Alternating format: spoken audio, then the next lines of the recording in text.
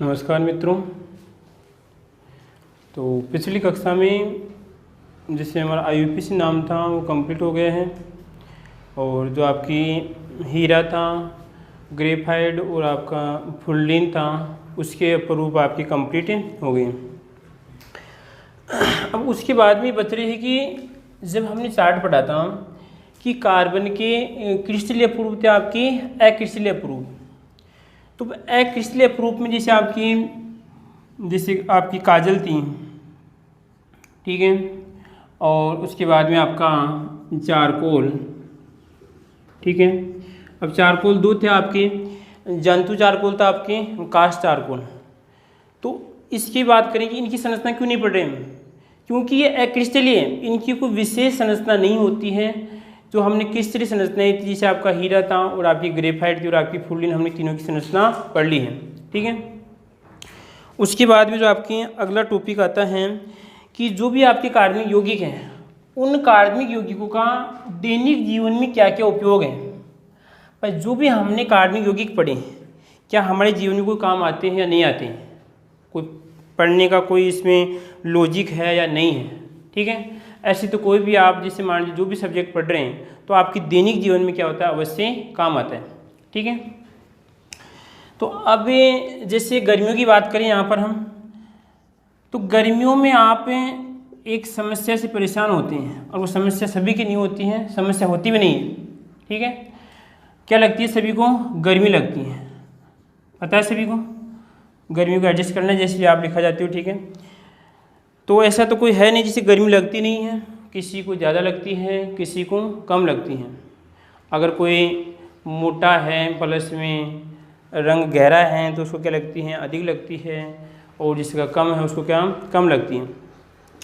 तो गाँव की बात करें, इस मध्यम वर्ग की अगर लाइफ की बात करते हैं तो उसमें क्या होता है कि लगभग हम जैसे आपके पंखे होते हैं और आपके कूलर का उपयोग करते हैं। किसका उपयोग करते हैं? कूलर का उपयोग करते हैं। परंतु हम अगर जैसे स्पेशल लाइफ पे अगर हम बड़े लेवल की बात करें, आपके जो भी हैं बड़े दफ्तर की बात करते हैं, तो वहाँ पर AC का उपयोग किया जाता है। किसका उपयोग किया जाता है? AC का उपयोग किया जाता है, ठीक है। तीनों काम वही कर रहे हैं। ये थोड़ा इसका तो केवल हवा देने का काम, ये प्लस में हवा और आपका थोड़ा बहुत ठंडा भी करता है, ये आपका इससे भी क्या करता है, ज़्यादा ठंडा करने का काम करते हैं। दूसरी बात कि जो आपका फ्रीज होता है, फ्रीज सभी ने देखा होगा और सभी जानते हैं, सभी अच्छी तरह जानते हैं कि फ्रीज क्या होता है, ठीक है। परंतु आप क्या ये भी जानते हैं कि फ्रीज एक गर्म जो भी आपका लिक्विड होता है, जो आपका ठोस से होते हैं, उसको क्या कर देता है, ठंडा करता है। तो इसकी क्या प्रक्रिया होती है? तो आपने कभी सोचा इसके बारे में? आपने क्या किया, उसका पानी पी लिया है या मान जो भी इसमें वस्तु रखी है वो आपने खा ली, परंतु क्या आपने कभी सोचने की कोशिश की कि इस फ्रिज में ऐसा है क्या जो गर्म वस्तु को ठंडी कर देता है?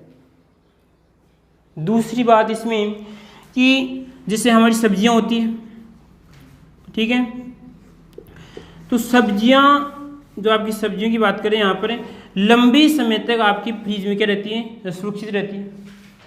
तो फ्रिज में कुछ ना कुछ ऐसा है जो क्या करता है कि जो हमारे यहाँ पे लिक्विड मटेरियल है उसको ठंडा करने का काम करता है, प्लस में जो आपकी सब्जियां हैं उसको लंबे समय तक क्या करता है, सुरक्षित रखने का काम करता है। तो फ्रिज के अंदर एक गैस होती है, उस गैस का नाम है, यहाँ पर लिख रहा हूँ, जैसे CFC। कौन सी आती है आपकी? CFC, chlorofluorocarbon. कौन सी आती है? क्लोरोफ्लोरोकार्बन। और ये क्लोरोफ्लोरोकार्बन क्या है, आपका एक कार्बनिक यौगिक है। क्या है? कार्बनिक यौगिक है। और इस कार्बनिक यौगिक का हमारे दैनिक जीवन में उपयोग होता है, ठीक है, अच्छी तरह जानते हैं। अब हमें देखना है कि CFC किस प्रकार इसका निर्माण होता है, ठीक है, और कौन सी CFC का उपयोग अधिकतर हम दैनिक जीवन में उपयोग करते हैं। उसके बाद में कि फ्रियोन का हम नामांकन किस प्रकार पढ़ेंगे, जिस प्रकार हमने कार्बनिक यौगिकों का IUPAC नाम और इसमें रूट नाम था और आपका व्युत्पन्न नाम हमने पढ़ा था, ठीक है। तो CFC मुख्य रूप से होता है आपका पॉलीक्लोरो क्या होता है आपका पॉलीक्लोरो,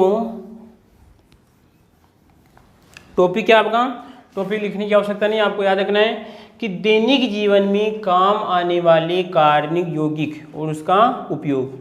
ठीक है, पहला कौन सा आपका CFC। तो पहला क्वेश्चन यही बनता है कि CFC की फुल फॉर्म क्या होती है, जो आपकी शायद किस में आता है, शायद आपके जो प्री बोर्ड था उसमें आया था शायद CFC की फुल फॉर्म क्या होती है। ठीक है, तो क्या होती है फुल फॉर्म, क्लोरो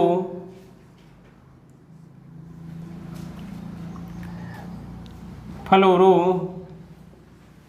कार्बन। क्या होता है, क्लोरोफ्लोरो कार्बन। सभी को याद होनी चाहिए, देखो नाम से स्पष्ट हो रहा है, क्लोरो फ्लोरो और आपका ये कार्बन है।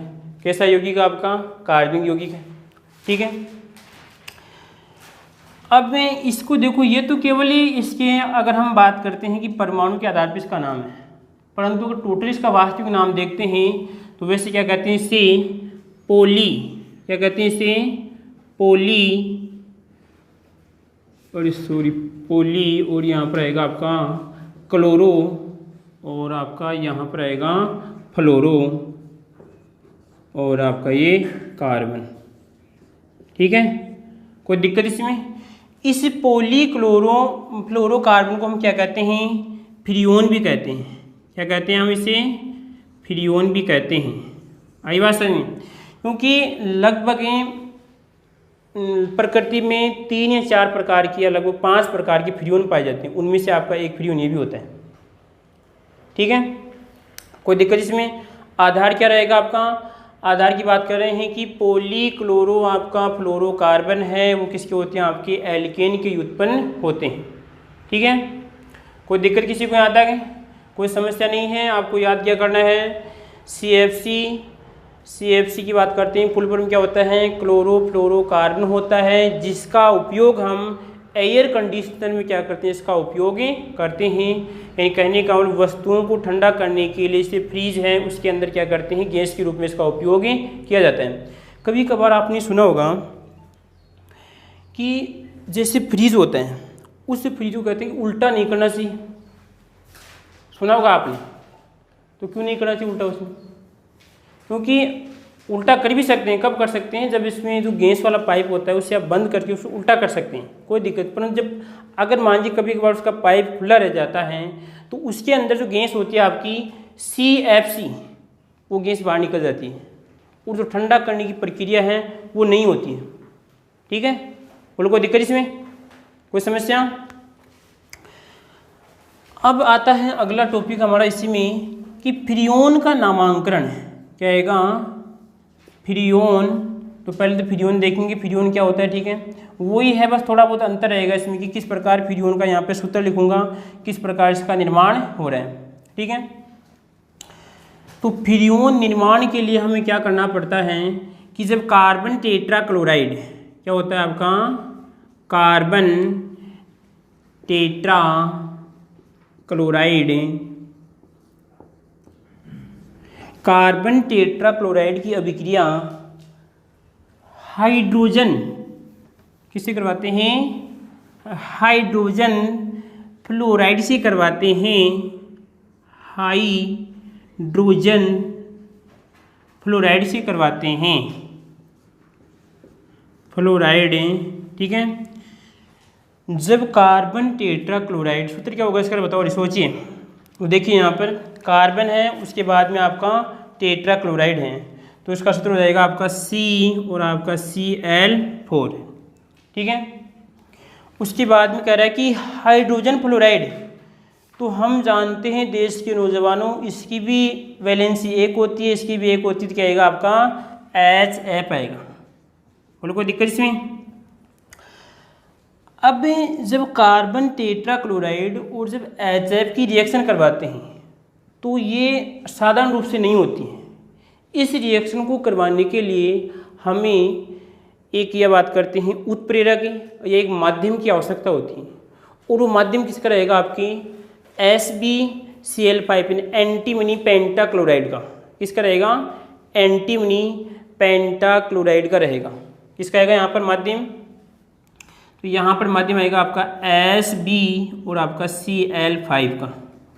ठीक है, कि अगर जब एक पात्र लिया, उस पात्र में हमने दोनों को डाला, उसके बाद में अगर SbCl5 अगर उसमें या मीडियम वहाँ पे तैयार करते हैं तो क्या प्राप्त होता है हमें? यहाँ पर हमें फ्रीओन प्राप्त होता है। सूत्र क्या बनेगा इसका? देखो यहाँ पर बनाने की कोशिश करो आप। अब ये किस प्रकार टूटेगा? आपका C है, उसके बाद में इस जो Cl होता है, इस Cl की होती है -1 वैलेंसी होती है। ठीक है, और कार्बन की वैलेंसी कितनी होती है? पिछली कक्षाओं में देखना, बार बार बताई थी मैंने, कितनी होती हैं? 4 होती हैं। ठीक है, तो इसकी कितनी है? +4 हैं। जब एक Cl की -1 होगी और इसको कितने की आवश्यकता है? इसको 4 की आवश्यकता है, तो इसके पास कितने हैं? 4 Cl है। बोलो कोई दिक्कत इसमें? इसका झंझट यहाँ पे ख़त्म। यहाँ पे एक Cl कितने हो जाएंगे आपके, यानी Cl और आपका यहाँ पर हो जाएगा, देखो यहाँ पर इस प्रकार Cl और ये होगा इसमें। ठीक है, -1 4 Cl आएगा, उसके बाद में आपका Cl+ आएगा। इसी प्रकार इसका देख लो आप, HF का क्या होता है? यहाँ पर इसमें आएगा प्लस और इसका आएगा आपका माइनस। ठीक है, अब क्या होगा? यहाँ से ये एक F इसके साथ जुड़ेगा।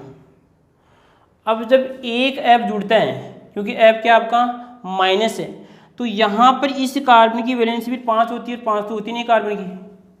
तो कार्बन क्या करेगा? यहाँ से एक Cl को हटाएगा यहाँ से।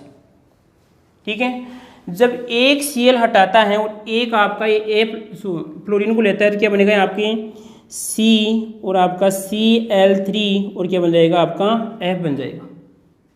अगर ये संरचना लिखी यहाँ पे थोड़ी बहुत, ठीक है, तो किस प्रकार होगी? इसमें देखो ये कार्बन, उसके बाद में आपका ये Cl और ये Cl और आपका ये Cl और आपका ये F हो गया। बोलो कोई दिक्कत इसमें? अब देखिए, जब इसका जो एक Cl था, इसका एक Cl इस हाइड्रोजन के साथ क्या करेगा? क्रिया करेगा, तो उत्पाद क्या बनेगा? यहाँ पर क्या बन जाएगा आपका? यहाँ पर HCl बन जाएगा। ठीक है, तो मैं दोनों को यहाँ पर लिखूंगा, तो उत्पाद क्या बनेगा आपका? C और आपका Cl3 और आपका F और उसके बाद बनेगा आपका HCl। बोलो कोई दिक्कत इसमें? कोई समस्या? क्वेश्चन क्या बन सकता है? फ्रीओन का नामांकन किस प्रकार किया जाता है? तो आपको लिखना पड़ेगा कार्बन टेट्राक्लोराइड। कार्बन टेट्राक्लोराइड की अभिक्रिया जब हाइड्रोजन फ्लोराइड से करवाते हैं, किसकी उपस्थिति में? एंटीमनी पेंटाक्लोराइड की उपस्थिति में, तो क्या बनता है आपका? यहाँ पर देखिए फ्रीओन का निर्माण होता है और प्लस में क्या बनता है आपका? HCl बनता है। ठीक है, कोई दिक्कत इसमें? कोई समस्या नहीं है। आपको रिएक्शन याद होनी चाहिए, कि ये नहीं कि आपने क्वेश्चन आ गया और आपने, अगर देखो प्लस में आप भी लिखती हूँ, अगर आप हिंदी के साथ साथ अगर आप ये वाली लिखते हो, तो आपके जो नंबर, जैसे मान लीजिए 2 नंबर का क्वेश्चन आ सकता है। ठीक है, तो आपके लगभग पूरे 2 नंबर आने के चांसेस में, अगर आपने रिएक्शन नहीं लिख रहे हो तो आपके नंबर आ सकता है 1.5 नंबर। ठीक है, तो आपको साथ में ये भी लिखनी पड़ेगी। बोलो कोई दिक्कत इसमें? अब हमें देखना है कि इसका हमें नामांकन लिखना है, इसका हमें नामांकन लिखना है कि फ्रीओन ये 11 है, फ्रीओन 12 है या फ्रीओन 13 है, इसका हम नामांकन लिखेंगे। तो नामांकन लिखने का एक सूत्र होता है, देख लीजिए आप सभी। वैसे तो बोल दिया मैंने XYZ, क्या बोल दिया मैंने? XYZ। तो कभी आया क्या आपके कोई मैथ में ऐसा सूत्र XYZ का? अरे XYZ का कोई सूत्र आया क्या आपके मैथ में?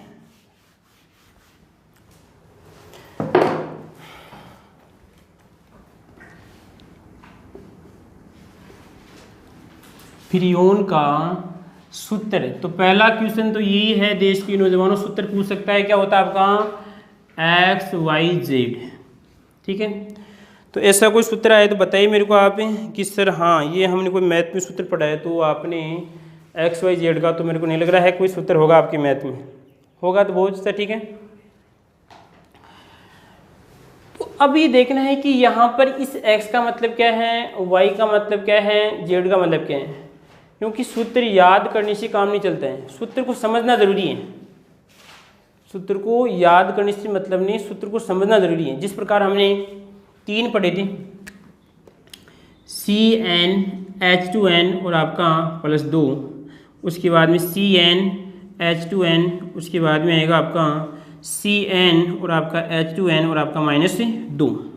ये 3 पढ़े थे। तो सूत्र वैसे सभी को याद होंगे, परंतु समझना ज़रूरी है। मैंने क्या बताया था, इसका ट्रिक बताई थी आपका, दुगने का 2 अधिक, ठीक है। और इसमें क्या था आपका, दुगने के बराबर था और इसमें दुगने से 2 कम था, ठीक है। ये कब पता चला आपको इसमें, कि जब आपने इस सूत्र का विश्लेषण किया, ठीक है। तो इसी प्रकार हमें इस x और y z का विश्लेषण करना है कि x किसको प्रदर्शित करता है यहाँ पे, y किसको प्रदर्शित करता है और z किसको प्रदर्शित करता है। और हम ये भी जानते हैं यहाँ पर x, y, z हमारी कैसी राशियाँ हैं, चर राशियाँ हैं। कैसी आपकी, आप पढ़ते होंगे मैथ में, कैसी राशियाँ आपकी, चर राशियाँ हैं। तो देखना यहाँ पर x का मतलब देखिए, हम x ये कहता है कि जो फ्रियोन होगा उस फ्रियोन में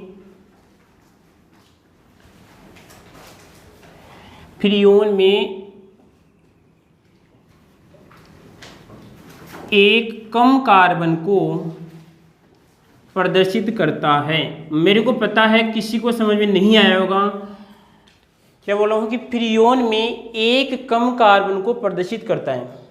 कोई बात नहीं, आराम से बैठे रहो आप। और मेरे को पता है आप सभी बैठे बैठे देख रहे हैं। दूसरी बात देखिए, मैंने लिख दिए हैं और आपको अभी याद करना है। उसके बाद में y किसको प्रदर्शित कर रहा है, यहाँ पे y करता है हाइड्रोजन, किसको करता है आपका, हाइड्रोजन और आपका +1 को, ठीक है। और यहाँ पर आपका Z प्रदर्शित करता है, Z आएगा आपके फ्लोरीन को, किसको करता है, फ्लोरीन को प्रदर्शित करता है। बोलो क्या समझे कुछ इसमें, ये क्या आपका फ्लोरीन से, ये क्या फ्लोरीन, ले भाई आपका ये फ्लोरीन।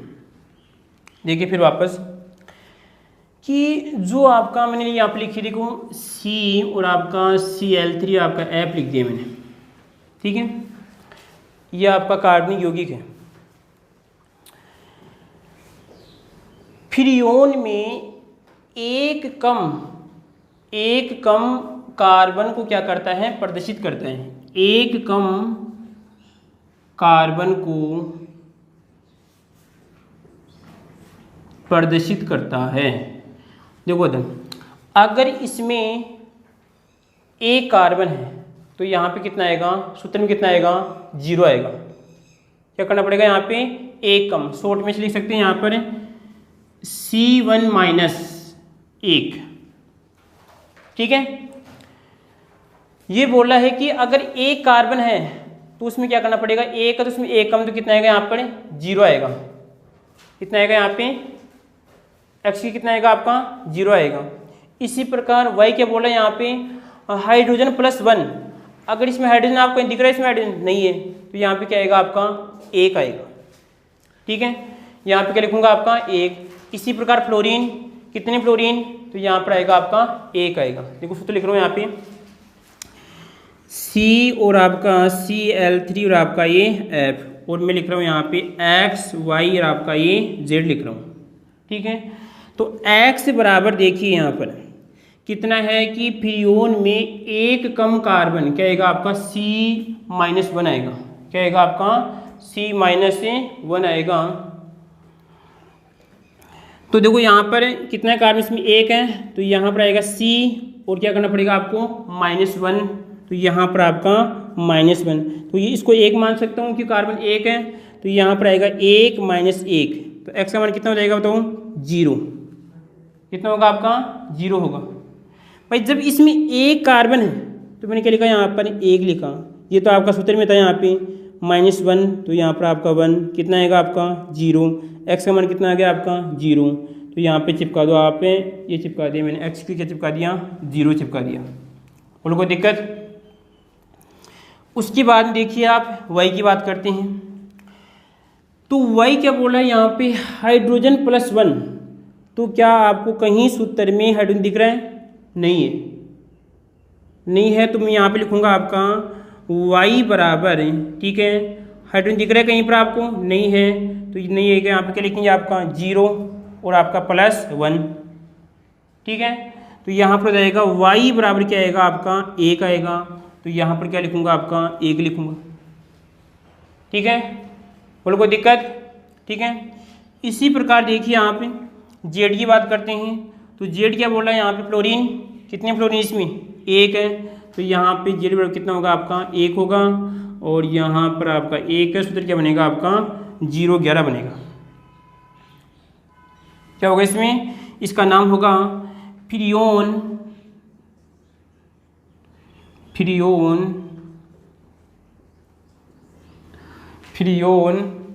कितना होगा आपका 0 और ये आपका 11, ठीक है। बोलो कोई दिक्कत? और लिखते हैं और उदाहरण और देखते हैं उसके बाद में।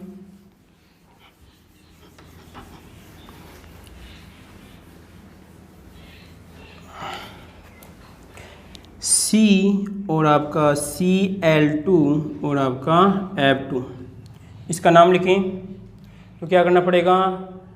सूत्र आएगा हमारा x y z। x किसको बताता है? x ये कहता है कि जो आपका कार्बनिक यौगिक है उसमें अगर कार्बन 2 हैं तो x का मान कितना आएगा? 1 आएगा। अगर उसमें एक कार्बन है तो x का मान कितना आएगा? 0 आएगा। अगर x का मान कार्बन कितने हैं? 3 है, तो x का मान कितना आएगा? 2 आएगा। तो यहाँ पे देखिए x बराबर कार्बन कितना है इसमें? 1 है। उसके बाद सूत्र क्या बोलता है आपका? -1, ठीक है। तो x का मान क्या आएगा आपका? यह रहेगा आपका 0, ठीक है। ये तो x का मान हो गया। इसी प्रकार निकालते हैं किसका? y का मान। तो y ये बोलता है कि अगर सूत्र में हाइड्रोजन है और प्लस क्या करना पड़ेगा आपको? 1 है। तो सूत्र में हाइड्रोजन नहीं है तो वहाँ पे क्या आएगा आपका 0। क्या बोला यहाँ पे? 0, ठीक है, प्लस आपका 1। कोई दिक्कत इसमें? उसके बाद में क्या लिखनी है यहाँ पर आपका y बराबर कितना रहेगा आपका? 1 आ गया, ठीक है। इसी प्रकार z। तो z बराबर कहता है, z ये बोलता है कि कितने फ्लोरीन हैं? तो देखो कितने इसमें? 1 और 2 हैं इसमें, ठीक है। तो 2, तो यहाँ पे आएगा आपका 2, और सूत्र क्या बनेगा आपका? ये z का मान है, ये y का मान और आपका x का मान। तो x का मान कितना है? x का मान आपका देखो इसमें फ्रियोन लिख दो पहले आप, फ्रियोन, और यहाँ पर आएगा आपका 0। y का मान कितना है? 1, और z का मान कितना आपका? 2। फिर कितना होगा आपका? फ्रियोन 012 का सूत्र क्या होता है आपका? ये होता है। तो क्वेश्चन ये बन सकता है, इस प्रकार बन सकता है कि C कार्बन Cl2 और F2 का यहाँ पे, या उसे क्या कहते हैं, ठीक है, या उसके बाद में फ्रियोन 012 का सूत्र लिखिए। उसके बाद में और भी उदाहरण है, वो आगे वाली कक्षा में आपको बताएंगे, ठीक है।